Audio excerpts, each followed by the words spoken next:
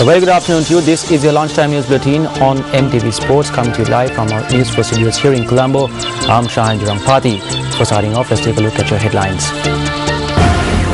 Special traffic plan in Colombo in lieu of May Day.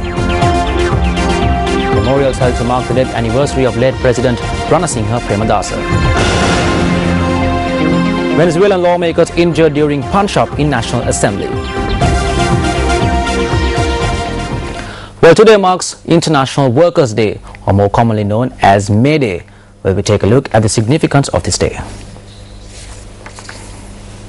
Workers gathered in Chicago in the USA on the 1st of May 1886, requesting their work shift be limited to 8 hours a day, thus marking a memorable day in world history.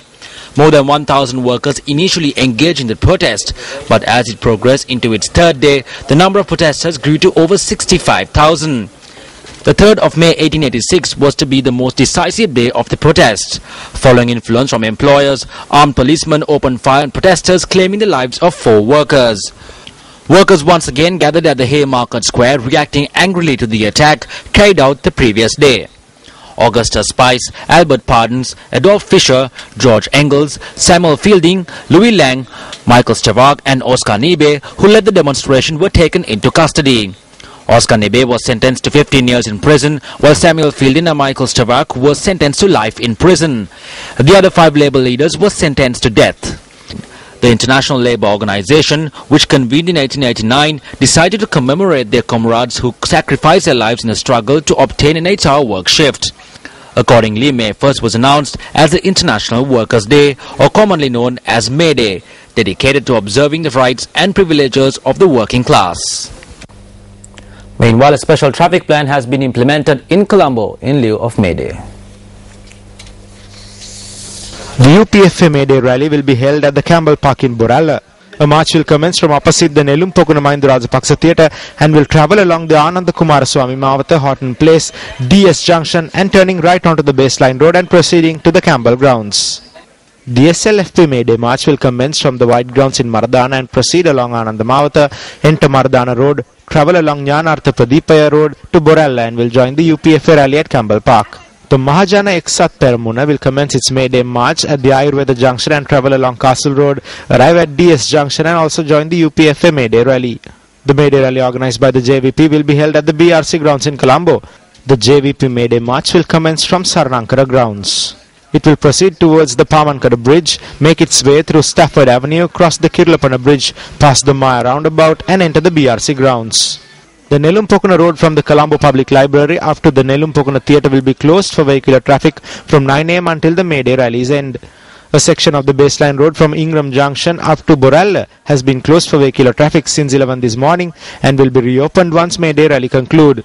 The road from the Nelumpokuna Junction up to DSN Anayaka Mawatha as well as the section of road from DSN Anayaka Mawatha to Boralla Junction was closed for vehicular traffic at 12 noon. Police have urged motorists to use alternative routes to ease congestion. The police notes that vehicles travelling towards Nigambo from Havelock Road could travel via the JOC roundabout, Flower Road, Kolpiti Junction, Golface, Peta, Alcott Road, Armour Street and enter the Nigambo Road by crossing the Victoria Bridge. The 20th death anniversary of late President Ranasinghe Premadasa is marked today. The main memorial ceremony was held near the Premadasa statue in Hulsdorf, Colombo this morning. A large gathering including family members, politicians and members of the Mahasangha attended the memorial.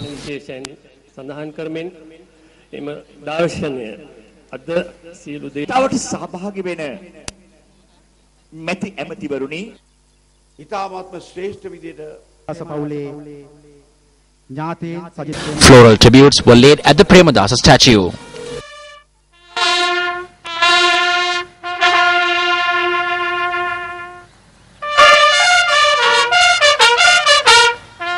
மலர் ஆஞ்சலி செய்தார், மலர் மாலையை சூட்டினார். அதனை සියපාන විලසිනි කළගුණ දේශපාලනය තුළ. Well, here's a look back at the life and times of late President Ranasinghe Premadasa. Ranasinghe Premadasa, who was born on the 23rd of June 1924, was elected to Parliament in 1965, representing Central Colombo. He rendered a yeoman service to the people while serving as a minister, parliamentary leader, Prime Minister and also President. He was sworn in as the third President of Sri Lanka on the 2nd of January 1989. He was the second executive president in the country. He was the founder of the Gamudava concept and was also recognized by the UN for his universal housing air concept. President Ranasinghe Premadasa died while attending a May Day rally on the 1st of May 1993. His legacy is still remembered after his death.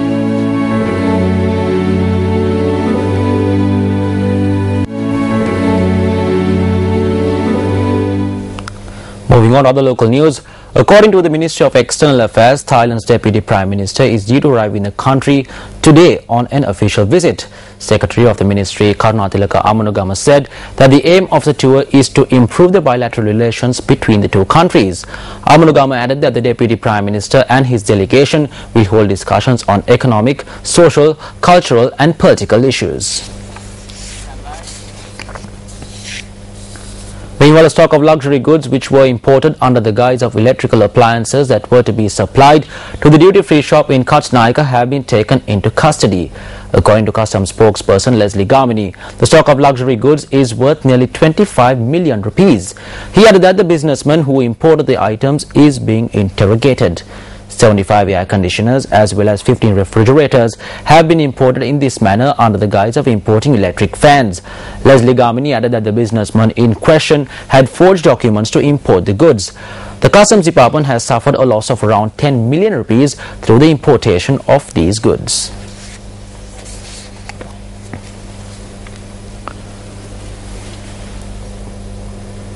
In more local news, 3 senior DIGs have been transferred with immediate effect. Police media spokesperson SP Buddhiga Siruvardhana said the transfers were made under the orders of the Inspector General of Police. Accordingly, senior DIG in charge of the North Central Province, Jagat Abesiri Gunawardhana, has been transferred to the North Western Province.